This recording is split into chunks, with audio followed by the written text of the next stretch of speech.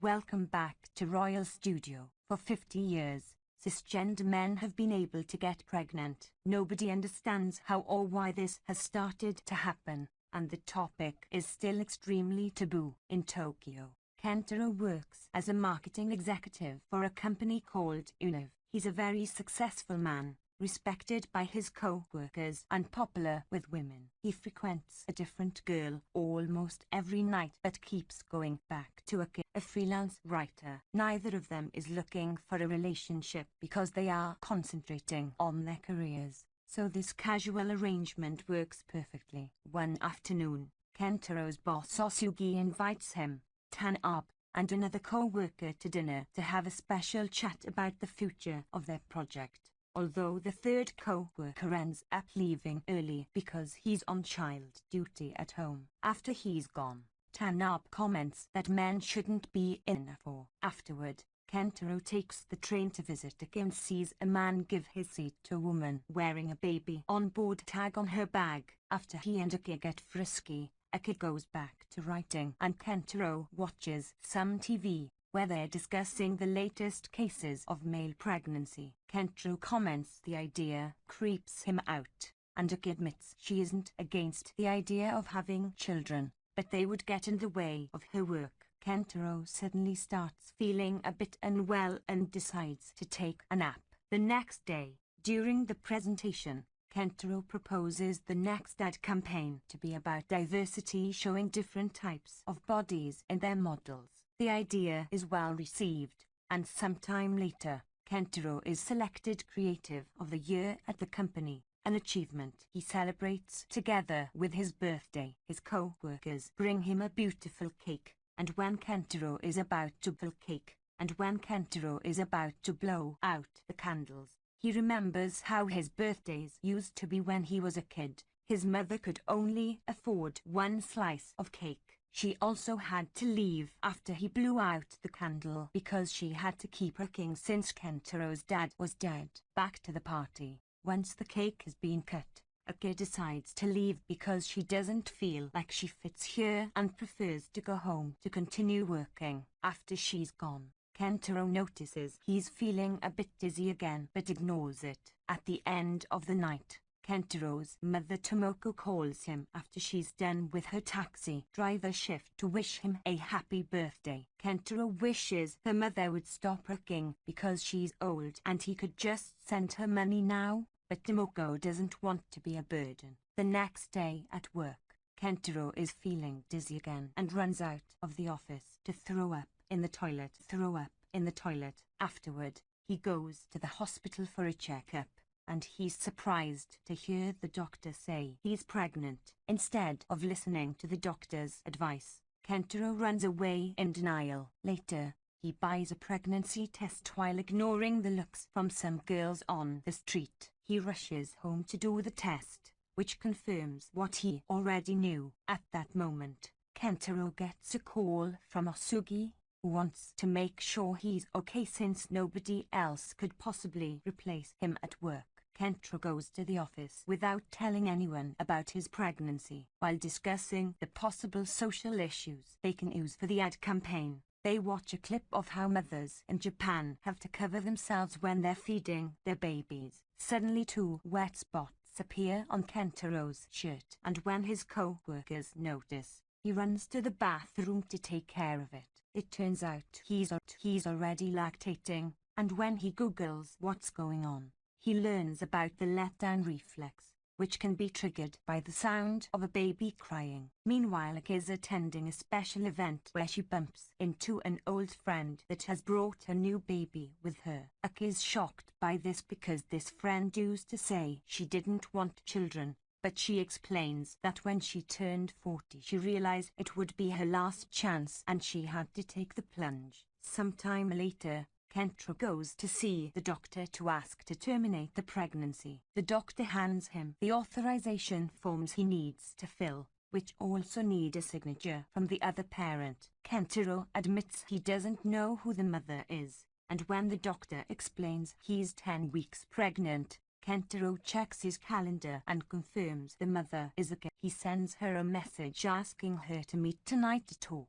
but she turns him down because she needs to work. Kentaro tries to concentrate on other things, like Googling some information about lactation and morning sickness, which frustrates him because all the websites are designed for women. Osugi interrupts him and invites him to go to the sauna with him. There, Osugi shows worry over Kentaro's health because he keeps slipping at work, and he should take good care of himself if he doesn't want to lose his job. In the evening, Kentaro shows up at Aki's anyway and tells her about the pregnancy. He also informs her he wants to terminate it. After the initial shock, Aki accepts to sign the form, but at that moment Kentaro feels ill again and throws up all over the paperwork. The next day, Aki shares the news with her best friend, asking her to keep the secret. Her friend wonders if Aki truly put some thought into the matter of the termination because any birth is a miracle form. Hesitating, Aki asks Kentaro if he'd like to keep the baby because she would like to have one without having to go through pregnancy. She also thinks it could bring an advantage to Kentaro's job. Kentaro still refuses, explaining this pregnancy is already ruining his life and that Aki can't understand because it's not her body going through it, convincing her to sign. When Kentaro returns to work, he discovers his team finished a meeting without him. To make matters worse, Osugi announces the leadership position has been given to Tanabe because Kentaro isn't reliable any longer. Kentaro tries his best to adapt to the pregnant life while waiting for the day of the procedure and starts to wear lactation pads. On the train, he gives his seat to a pregnant woman, since he's still keeping his own state secret. At the office, they make him do menial work.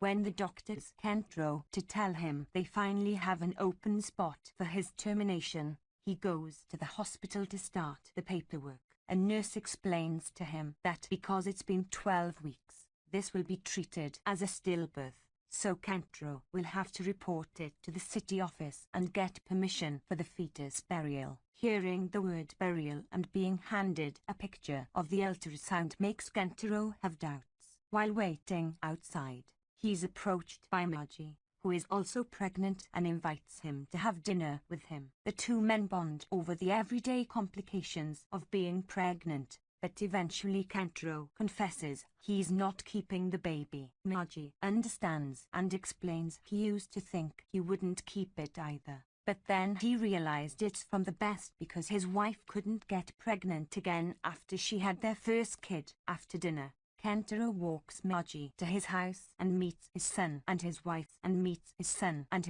Noriko, who is glad to see her husband happy again because after he first learned about the pregnancy, he had been pretty upset. During the next meeting with their clients, Tanabe makes a presentation that they find boring, and they ask Kentaro for his opinion, thinking about everything he's gone through and Aki's words about having advantage at work. Kentaro tells the clients they should use a pregnant man from the campaign because it's never been done before. The clients think it's unrealistic and nobody will do it, but Kentaro volunteers himself and presents his ultrasound picture as proof, convincing everyone to love the idea. Over dinner, Kentaro tells Aki he's keeping the baby, but also that she doesn't have to help. Aki tells him she'd actually love to help him raise the baby because lately she's been thinking it's the right time, but their relationship will stay the same. She also Googles all the foods Kentaro should avoid during pregnancy to charge their order accordingly. Afterward, Kentaro calls Maji to share the news, and they agree to meet for drinks soon. Then, Kentaro calls his mother, who is very worried about Kentaro possibly ruining his career. Kentaro explains he's already made up his mind, and Tomoko hangs up to try to process this information, thinking his son may end up with the same life she had. A few days later, Kentaro attends a photo shoot to take pictures for the ad campaign, which turns out to be a total success. Soon everyone is talking about it on social media and TV, finally bringing attention to the matter of male pregnancy. Kentaro is even invited to a few shows. One evening, He goes to a bar with his co-workers and feels out of place because he is the only one that can't drink. He also bumps into one of his many casual night girls, who tells him they can't see each other anymore because she can't stand the idea of her man being a mother. The next day, Kentaro visits Maji and shares his troubles. He realizes his co-workers were never really his friends, and Maji is the only man he can talk to openly. Maji admits it's the same for him, and the two of them come up with an idea to create an online space just for pregnant men to share their troubles and tips with each other. Meanwhile, Aki gets a call from her sister asking her to confirm if she's going to the wedding or not. But Aki is still unsure because she doesn't get along with her dad. When Tomoko finally sees the ads on TV, she goes to see Kentaro to ask why he didn't use a pseudonym to avoid bothering the family. But Kentaro points out it's just him and her. He also uses the chance to ask about his late father, but Tomoko dodges the question. Sometime later, Kentaro and Maji release their new online platform for pregnant men, which is such a success that Kentaro appears on TV to talk about it. The next time Kentaro goes to the doctor, he brings Aki with him, and they learn the baby is a boy. The doctor also explains men have more muscle mass, so he'll start to feel the baby moving later than the woman would. One afternoon, Kentaro and Maji notice one of the men on their platform asking if they could meet up for support, and they organize the first meeting of pregnant men in a nice bar, which is a total success. Afterward, Kentaro goes to Maji's home and sees his efforts are truly helping, because Maji's kid saw Kentaro on TV. He doesn't think his dad is weird for being pregnant. Aki and Kentaro go to a temple to ask for a birthing blessing, but the monk keeps assuming Aki is the pregnant one. Afterward, Kentaro asks Aki if they really aren't getting married, and Aki says she isn't interested, pointing out Kentaro shouldn't be worrying about gender roles just because the monk said some weird things, considering his life can't be called traditional anymore. Their conversation is suddenly interrupted by a call from Noriko, who informs them Maji is in the hospital. When they arrive, Noriko explains an infection caused the contractions to start early, and because the baby was only 20 weeks old, it didn't survive. Suddenly Noriko starts crying as she admits she feels guilty for feeling sad, but also kind relieved that Maji lost the baby because their son was made fun of at school for having a weird dad, and she was given cold looks by the neighbors. As well. Later, after they leave, Aki wonders if they aren't bringing a baby to a life of mockery too, so Kentaro replies parents are there to protect their kids, like his mother did for him. Some things can't be handled through cold logic, and if this is how Aki thinks, Kentaro isn't sure they can raise a baby together. After all, Aki can't stop thinking about this issue, and when the day of her sister's wedding finally comes, she arrives late. Her father begins scolding her as soon as he sees her for not settling down yet, calling her a selfish brat and an embarrassment. Back in the city, Kentaro suddenly starts feeling some pain. He goes to see the doctor, who informs him they may expect a premature birth and therefore surgery. Afterward, at the office, Kenta's called the company's main ambassador, and his co-workers inform him they've already made plans for new campaigns involving the baby when he's finally born. Kentaro can't believe they're deciding his life without asking him first.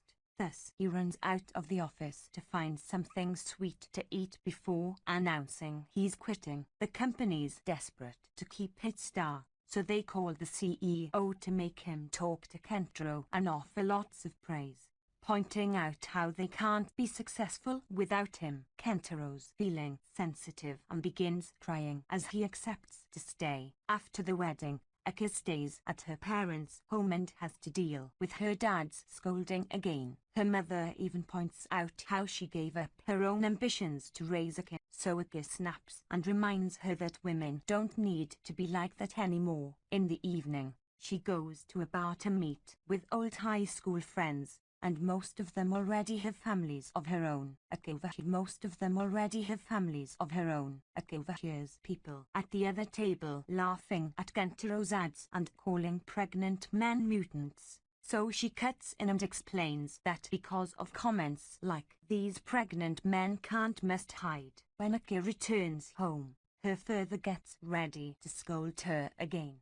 So she comes forward and finally tells her parents she's having a baby with a pregnant man that she won't marry. As expected, her parents hate the idea, but she promises she'll stay in Tokyo and keep working there with her baby. Thus she won't be a disgrace to the family. Then Aka decides to go home, and while she's at the train station, she calls Kentaro to tell him that she wants to raise their baby right without any of the old prejudice. Meaning the two of them could create their own new method to do things that fit the kind of relationship they have.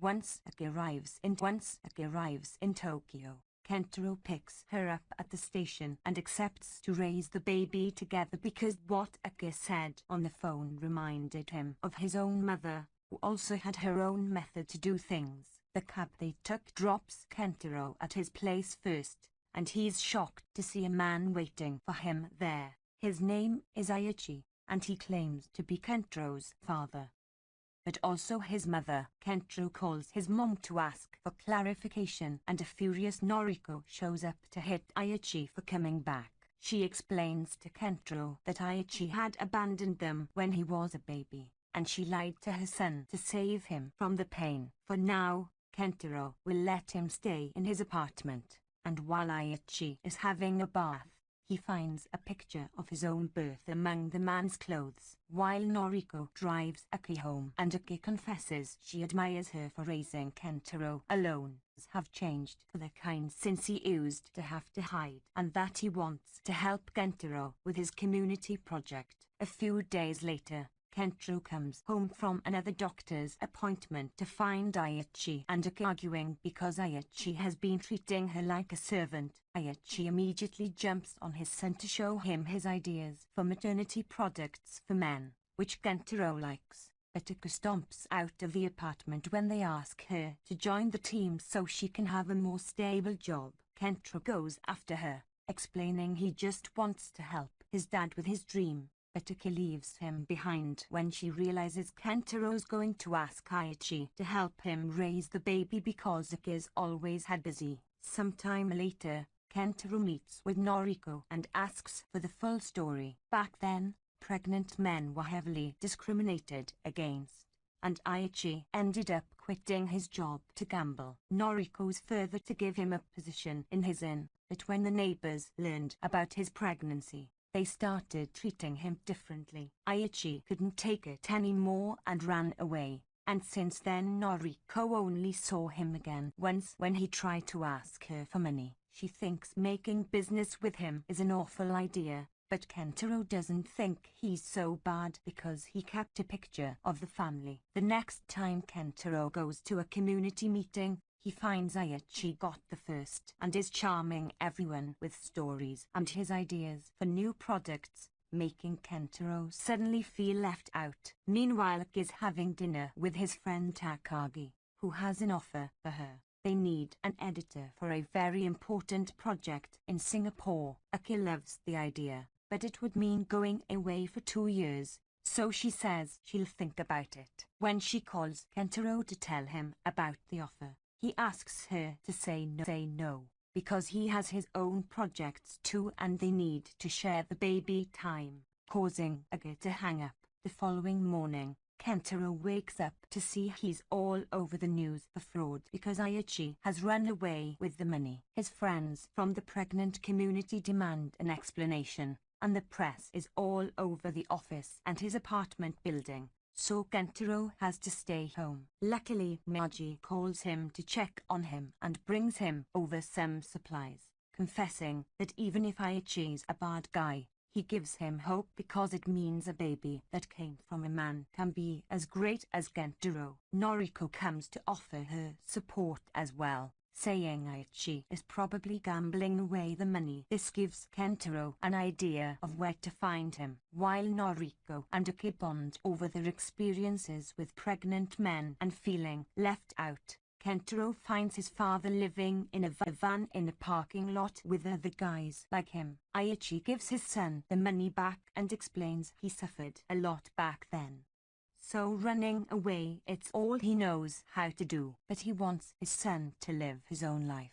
Therefore he quits their project and wishes him the best. The next day, Aka tells Kentaro that she'll accept the job in Singapore and promises to come over a lot to help with the baby. Kentaro is hurt by this but pretends it's fine. At work, the clients are considering dropping Kentaro from their campaign, so they decide to offer a press conference to clarify things. Kentaro apologizes for everything that happened and shares the whole story about his dad to prove he had nothing to do with it. When a journalist makes a bigoted comment about the proper duties of a father, Kentaro snaps and goes on a rant on how damaging gender roles are, explaining this kind of bad treatment is what made his father what he is now. Then he tries to leave, only to suddenly pass out on the floor. Aka's been watching the conference at the airport, and as soon as she sees Kentaro is unwell, she decides not to travel and rushes to the hospital. Noriko also goes looking for Aichi to convince him to come, and together they enter the hospital while ignoring the press. The procedure is incredibly hard on Kentaro, but fortunately both he and the premature baby come out okay. When the family finally reunites, Aichi almost cries when he takes a picture of his son and grandson that matches his own. From then on, Kentaro and Ike move in together, and Ike manages to get Takagi to make the company in Singapore save the position for her for a few months. The two of them continue to work as usual, taking turns taking the baby with them and asking co-workers for help when needed. Noriko also offers to babysit one night, so Kentaro and Ike can finally relax on a night out. Kentaro's story continues to be talked about, and plenty of pregnant men appear on the news, grateful for the growing acceptance. Now girls even give pregnant men the seats on the train. When the time comes for Ike to reconfirm her position in Singapore, Kentaro tells her to go without guilt, because he wants her to have the career his mom couldn't. When Ike finally moves away, she keeps her promise and still visits often, not to mention the daily video calls with her son. Kentaro's proud of what they've achieved.